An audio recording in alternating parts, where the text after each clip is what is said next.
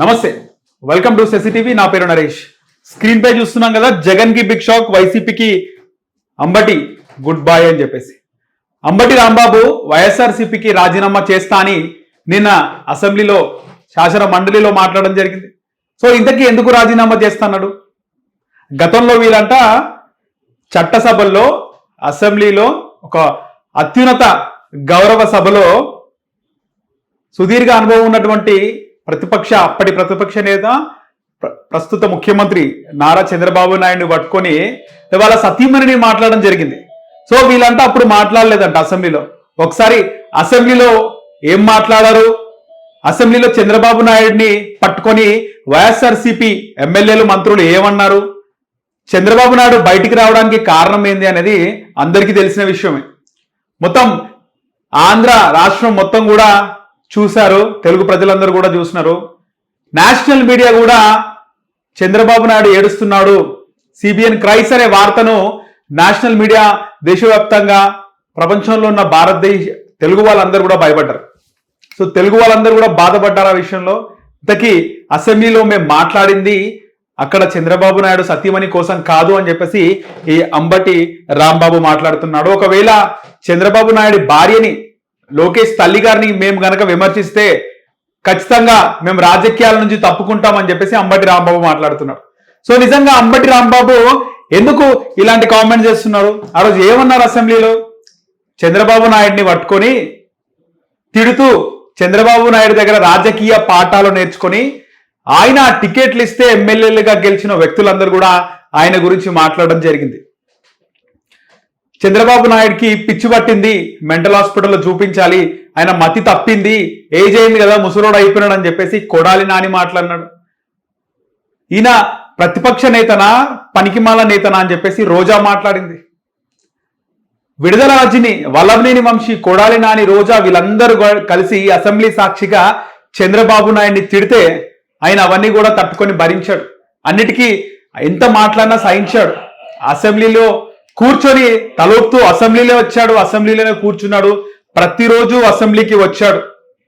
ఎప్పటి వరకైతే భువనేశ్వరిని, చంద్రబాబు భార్య నందమూరి తారక రామారావు గారి కూతుర్ని అసెంబ్లీలో ఆ విధంగా మాట్లాడినప్పుడు చంద్రబాబు నాయుడు, నీ కొడుకు లోకేష్ ఎవరికి పుట్టారో మాకు తెలుసు, అవన్నీ బయట పెడితే బాగుండదు, నువ్వు తట్టుకోలేవని మాట్లాడినప్పుడు అవన్నీ ఆ గౌరవ సభలో ఆ చెవులతో చంద్రబాబు నాయుడు విని, ఇది గౌరవ సభ కాదు, ఇది కౌరవ సభ, నేను మళ్ళీ కనుక వస్తే ముఖ్యమంత్రిగానే ఈ హౌస్ కు వస్తాను తప్పితే నాకు ఈ రాజకీయాలు అవసరం లేదు అని చెప్పేసి ఆ రోజు చంద్రబాబు నాయుడు అసెంబ్లీ నుంచి బయటికి వెళ్ళిపోవడం జరిగింది. సో ఆ తర్వాత ఆయన ప్రజల్లోకి వెళ్ళిపోవడం, ఆ తర్వాత ఆయనను జైల్లో పెట్టడం.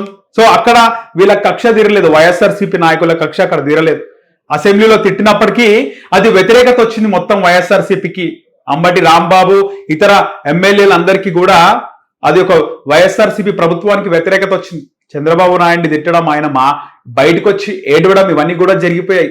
సో ఇంకా కూడా వాళ్ళ పగ చల్లారలేదు. చంద్రబాబు నాయుడు అలాంటి సుదీర్ఘ అనుభవం ఉన్నటువంటి నాయకుడిని ఏడిపించిన తర్వాత కూడా వీళ్ళ పగ చల్లారక జైలుకు పంపించడం, ఆ తర్వాత కూటమి తర్వాత కూటమి ఘన విజయం, ప్రభంజనం సృష్టించింది. ఇప్పుడు ఈరోజు ఆయన శాసన మండలిలో మాట్లాడుతూ, ఒకవేళ మేము చంద్రబాబు నాయుడు సతీమణిని మేము తిట్టలేదు, తిడితే రాజకీయాల నుంచి తప్పుకుంటామని చెప్పేసి అంబటి రాంబాబు చెప్తున్నాడు. సో అంబటి రాంబాబు చక్కగా మాట్లాడతాడు, మంచి చమత్కారి. మనకి ఇక్కడ కనిపిస్తున్నాడు కదా అంబటి రాంబాబు. వైఎస్ఆర్సీపీ అధికారంలోకి వచ్చిన తర్వాత ఒక లుక్, వైఎస్ఆర్సీపీ అధికారంలో కొనసాగుతుండగా మరో లుక్ అనమాట ఇది. సో ఇది ఒరిజినల్ లుక్. సో ఇక్కడ అంబటి రాంబాబుకి సంబరాల రాంబాబు అని కూడా ఒక మంచి పేరుంది. సో ఆయన దానిపైన పాట కూడా రాయించుకున్నాడు మన సంక్రాంతికి. అంటే ఆయన అనుకున్నాడేమో ఇక వైఎస్ఆర్సీపీ లాస్ట్ సంక్రాంతికి, అంటే మొన్న 2024 సంక్రాంతి లాస్ట్ అనుకున్నాడేమో అంబటి రాంబాబు ఒక సాంగ్ కూడా రాయించుకోవడం జరిగింది. ఒక సాంగ్ రాయించుకొని అవును సంబరాల రాంబాబుని అని చెప్పి ఆయన సంక్రాంతి రోజు చిందులు కూడా వేస్తున్నాడు. సో ఈరోజు హుందతనంగా మాట్లాడే ప్రయత్నం చేస్తున్నాడు. మేము చంద్రబాబు నాయుడు సతీమణిని, లోకేష్ తల్లి గారిని మేము ఎక్కడ తిట్టలేదు, అలా తిట్టినట్టు నిరూపిస్తే ఖచ్చితంగా రాజకీయాలకు గుడ్ బై చెప్తాం. అంటే వాళ్ళు చేసిన పాపాన్ని కడుక్కునే ప్రయత్నం చేస్తున్నారు, తప్పుని కప్పిపుచ్చుకునే ప్రయత్నం చేస్తున్నాడు అంబటి రాంబాబు. సో ఎన్నో ఘోరాలు ఈ అంబటి రాంబాబు కానీ లేకపోతే వైఎస్ఆర్సీపీ సోషల్ మీడియా కానీ ఎంతమంది ఎన్ని రకాలుగా సోషల్ మీడియాలో నీచంగా కేవలం ఇక్కడ అపోజిషన్ ని టార్గెట్ చేస్తే సరిపోతుంది. చంద్రబాబు నాయుడు, లోకేష్, పప్ప, పవన్ కళ్యాణ్, మూడు పిల్ల ఇవన్నీ మాట్లాడితే రైట్ ప్రతిపక్షాన్ని వీళ్ళు విమర్శిస్తున్నారు లేకపోతే కించపరిచే విధంగా వస్తున్నాయిలే అని అనుకోవచ్చు. సొంత తోడబుట్టిన చెల్లిని వైఎస్ షర్మిలని పట్టుకొని రకరకాల మనుషులతో ఆ పార్టీకి సపోర్ట్ చేసే శ్రీరెడ్డి కానీ ఇంకో రెడ్డి కానీ ఇలాంటి వ్యక్తులచే కించపరిచే విధంగా నువ్వు రాజన్నకు పుట్టినవా లేకపోతే వేరేవనికి పుట్టినవా, నువ్వు రాజశేఖర రెడ్డి బిడ్డవేనా, అసలు రాజశేఖర రెడ్డికి పుట్టినవా అనే విధంగా మాట్లాడడం, అవని తీవ్ర పదజాలంతో దూషించడం, విజయమ్మని టార్గెట్, సునీత ఇక్కడ సునీతను టార్గెట్ చేయడం, ఇవన్నీ కూడా వైఎస్ఆర్సీపీ సోషల్ మీడియా విచ్చలవిడిగా చేసినటువంటి అకృత్యాలు. సో ఇలాంటి టైంలో మొత్తం కూడా ఫెడ్అప్ అయిపోయినారు జనాలు. ఎవరు ఎక్స్పెక్ట్ చేయలేదు అసలు. అప్పటి వరకు కూడా డౌట్గా ఉంది. సెసిటీవీ కూడా పర్సనల్గా గుంటూరు, విజయవాడ, నెల్లూరు, శ్రీకాకుళం, విజయనగరం ఇవన్నీ తిరిగినప్పుడు అసలు వైఎస్ఆర్సీపీ గెలుస్తుందని ఎంత కాన్ఫిడెంట్ గా చెప్తున్నారో టీడీపీ గెలుస్తుందని కూడా అంత కాన్ఫిడెంట్ గా చెప్తున్నారు. గుంటూరులో పెమ్మసాని చంద్రశేఖర్ ఎంపీ క్యాండిడేట్ గా ఆయన నిల్చున్నప్పుడు కూడా గుంటూరులో కూడా టీడీపీ గెలుస్తుందని ఎంత గంటపదంగా చెప్పినారో వైఎస్ఆర్సీపీ కూడా గెలుస్తుందని అంతే పకడ్బందీగా చెప్పినారు. అసలు మేమే షాక్ అయినాం, అసలు ఏంది వైఎస్ఆర్సీపీ గెలుస్తుందా లేకపోతే తెలుగుదేశం కూటమి గెలుస్తుందా అని. అక్కడ ఆటో డ్రైవర్లు మేము ఇన్ని సంవత్సరాల నుంచి ఆటో నడుపుతున్నాం, ఏ ఒక్క ప్రభుత్వం మమ్మల్ని ఆదుకోలే, కానీ జగన్మోహన్ రెడ్డి వచ్చిన తర్వాతనే మేము ఊపిరి పీల్చుకున్నాం, మాకు సంవత్సరానికి 10,000 ఇస్తున్నాడు జగన్మోహన్ రెడ్డి, మేము ఆయనకే ఓటేస్తామని. సో టీడీపీ కంటే కూడా వైఎస్ఆర్సీపీ గెలుస్తుందని చాలా మంది చెప్పినారు. ఆ కాన్ఫిడెన్స్ కనిపించింది. కొన్ని చోట్ల విజయనగరం లేదా అక్కడ శ్రీకాకుళం అక్కడ ఉన్నటువంటి జిల్లాలో, ముఖ్యంగా విజయనగరం పార్లమెంట్ పరిధిలోని కొన్ని ఏరియాల్లో, ముఖ్యంగా ఆ హైవేకి సంబంధించి ఆ హైవేలో మేము అక్కడ జనాలను అడిగినప్పుడు జనాలు బయటకు చెప్పడానికి భయపడినారు.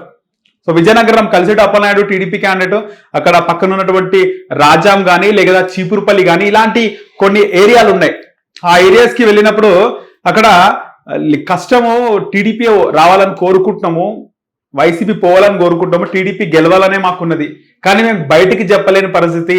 టీడీపీ గెలుస్తుంది అని చెప్తే మాకు ఒకవేళ వైఎస్ఆర్సీపీ అధికారంలోకి వస్తే మాకు ట్రీట్మెంట్ వేరే విధంగా ఉంటుందని జనాలు భయపడే పరిస్థితి.